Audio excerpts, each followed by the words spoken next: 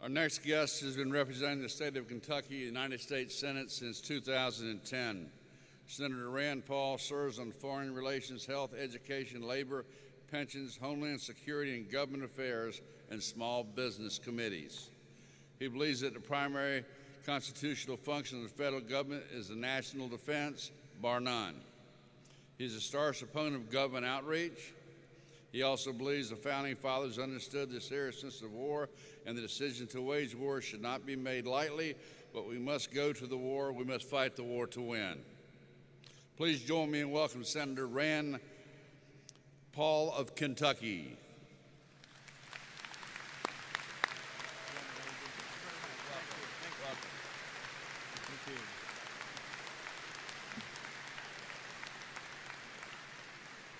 Thank you. Good morning. I had to come by boat this morning. It's raining cats and dogs out there, but we made it. I came up from Bowling Green, about a 2-hour drive.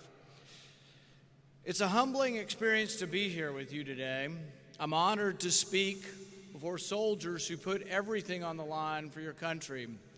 We welcome you to Kentucky. In Kentucky, we're proud to host our brave young men at Fort Campbell and Fort Knox. And we're proud to host the veterans of foreign wars today.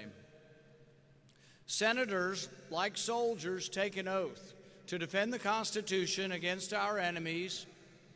I consider it the primary and foremost duty of the federal government to defend America, to defend our Bill of Rights, and to defend our God-given liberties.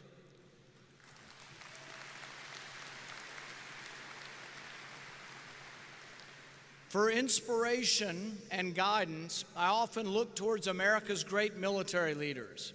Some of the best observations on war and policy and diplomacy came from the president, who was also one of the most decorated generals, Dwight Eisenhower. Author David Nichols writes that Ike believed, with good reason, that once the violence begins, everything changes and you throw out your plans. You throw your plans in the trash. It's too bad more in Washington don't heed Ike's advice. There is no greater priority for the federal government, though, than the defense of the Constitution and the defense of the nation. Yet sometimes I think our defense is weakened by our overeagerness to be involved in every civil war on the planet. In Egypt, the administration insists on sending F-16s and Abrams tanks to the new military junta. Before that, we sent arms and billions in aid to Morsi's radical Islamic government. And before that, we sent F-16s, tanks, and $60 billion to Hosni Mubarak, a dictator whom we called an ally. Common sense tells us that we probably shouldn't be sending our aid to military dictators or to the Muslim Brotherhood.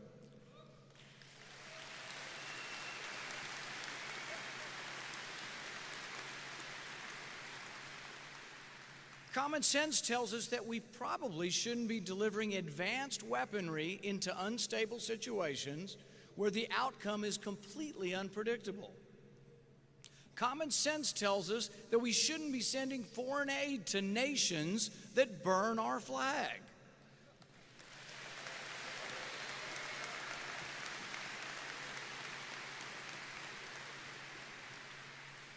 I've tried to stop the continuous flow of your money to countries that hate us and also hate Israel. I have warned that someday these arms that we paid for may be used against us or may be used to attack Israel.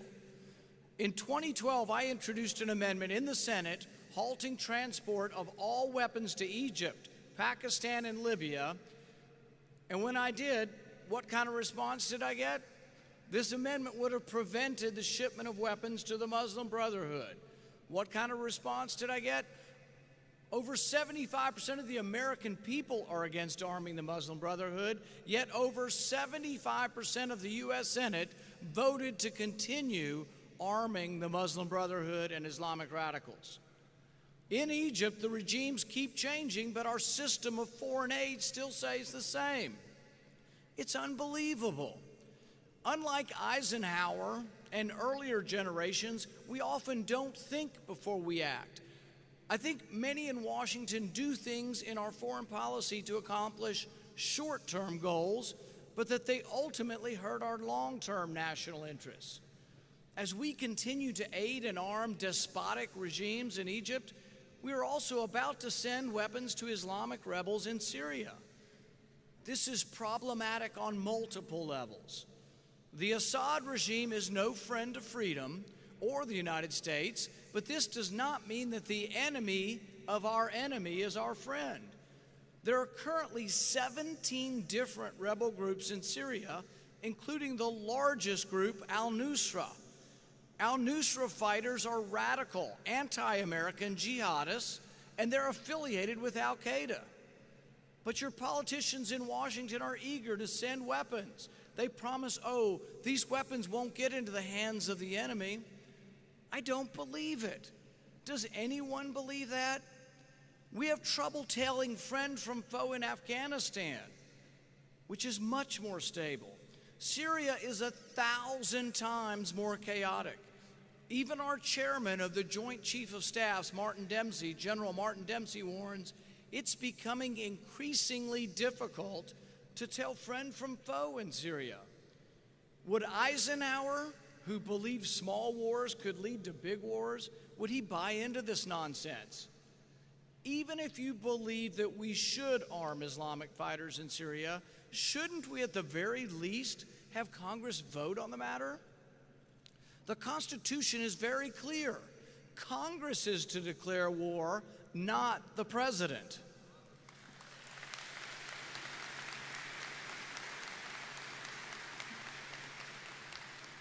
Nevertheless, President Obama is moving ahead with plans to get involved in the Syrian civil war without the authorization of Congress.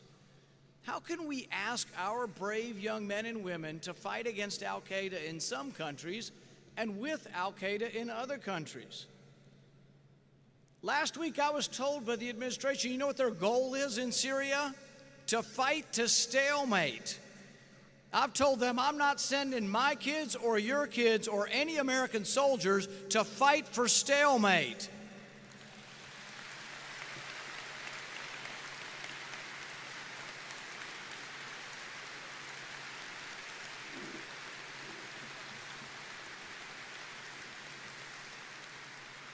When we fight to win, we fight for American principles, we fight under the American flag, and we come home after we win.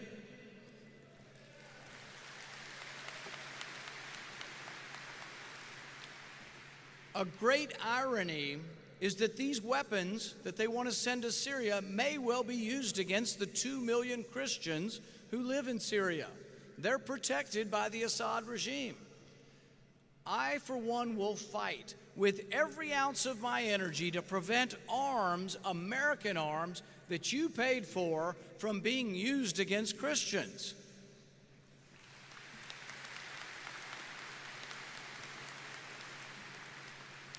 If our policies in Egypt and Syria aren't bad enough, look at Pakistan. When we finally caught bin Laden, he was in Pakistan, and it was due in no small part to help from a man by the name of Dr. Shakil Afridi. Now Pakistan has imprisoned Dr. Afridi, likely for the rest of his life, for the supposed crime of helping us catch bin Laden. How does President Obama respond?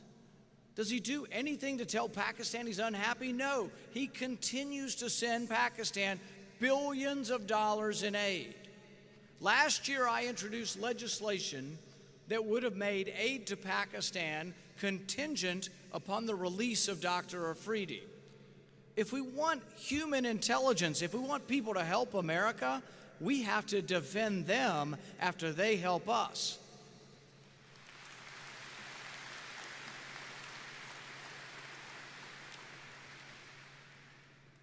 While the American public overwhelmingly supports limiting foreign aid, the Senate once again votes against any conditions on that aid. Why do we arm dictators and the Muslim Brotherhood in Egypt? Why do we arm affiliates of al-Qaeda and endanger Christians in Syria? Why do we reward Pakistan with our tax dollars as they continue to imprison the man who helped us to catch bin Laden? The first and primary function of our government is a strong national defense, but so much of what Washington today is more like an irrational offense. How does sending foreign aid to Egypt, Syria, and Pakistan help our national security? In Egypt and Pakistan, they riot and burn our flag. I say not one penny more to any nation that burns our flag.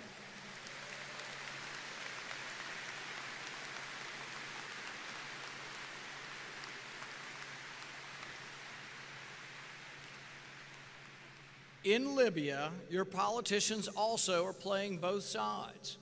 Reagan rightfully called the dictator Muammar Gaddafi the mad dog of the Middle East. Gaddafi was responsible for the Pan Am bombing over Lockerbie, Scotland, which killed hundreds of civilians and included American school children. After Reagan, though, some genius in our government decided to begin sending aid to Gaddafi. Members of the U.S. Senate, who were still there, actually traveled to visit Gaddafi and offered to send him arms. Within a year, though, these exact same senators flip-flopped, and now they have begun supporting weapons. They began supporting weapons to the Islamic rebels who overthrew Gaddafi. So which is it? They're either for or against. They're for Gaddafi before they're against Gaddafi. A year later, our ambassador to Libya and other diplomats were murdered on the streets of Benghazi. To this day, not one terrorist has been caught or captured or held responsible.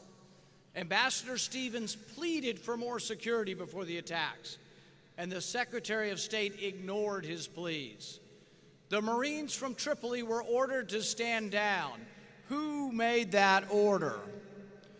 Marines are famous for risking their lives to rescue their wounded, and sometimes even risking their lives to rescue their dead. Who ordered the Marines to stand down? Did a politician intervene to cause our Marines to stand down? Democrats and Republicans can disagree on many issues, but one thing we should agree on as Americans: no politician should ever stand in the way of American soldiers doing their job.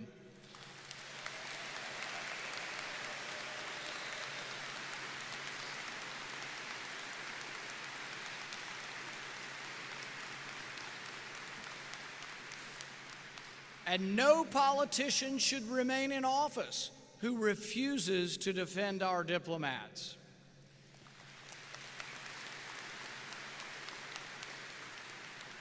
No politician should lead this country who denies our armed services the weapons and technology to defend our great nation.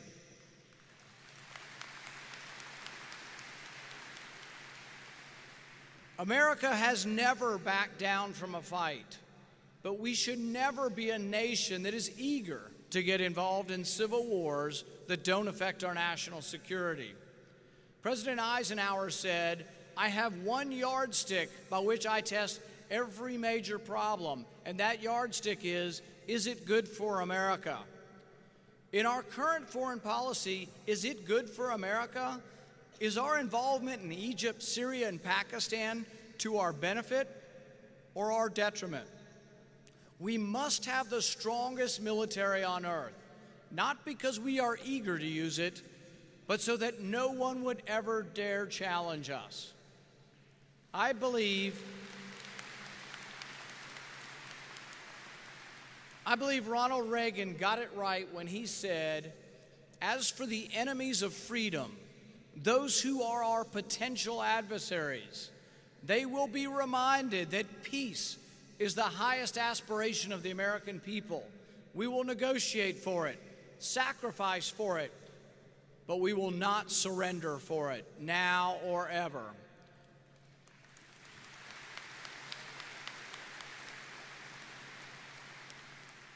Reagan went on to say, "Our forbearance, though, should never be misunderstood. Our reluctance for conflict should not be misjudged as a failure of will. When action is required to preserve our national security, we will act.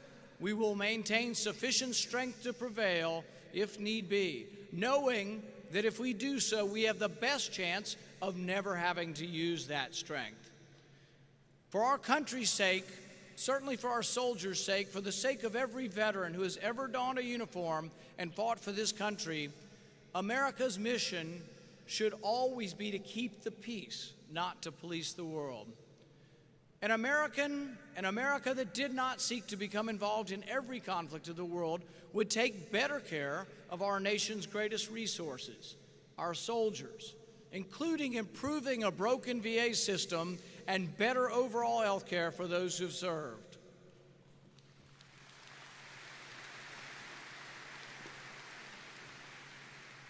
My wife and I work together to help build homes for wounded veterans through helpingahero.org.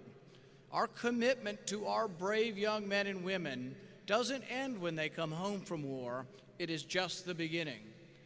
A strong national defense is a constitutional priority. A lifelong commitment to our veterans is an obligation. It is our obligation. As a physician, when I visited Walter Reed, I was profoundly impacted by our wounded men and women, many of them not much older than my kids. This reinforced my view on the need to prevent conflicts unless they are absolutely necessary. War is the last resort, not the first. Soldiers injured in Iraq and Afghanistan will require a lifetime of care. It is our sacred duty to provide and protect those who have protected us.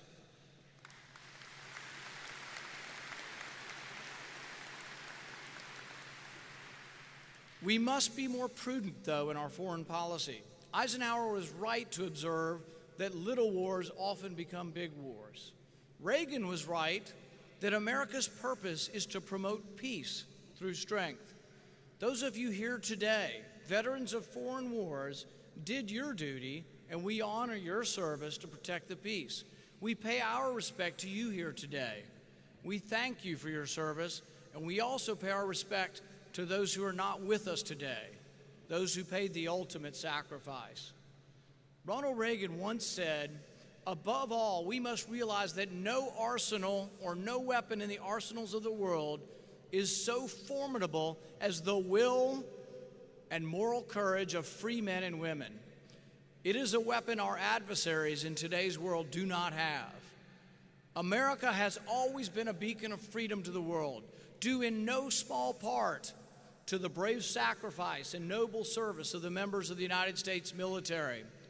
Today, I salute you and offer your nation's gratitude for a job well done. Thank you, and God bless America."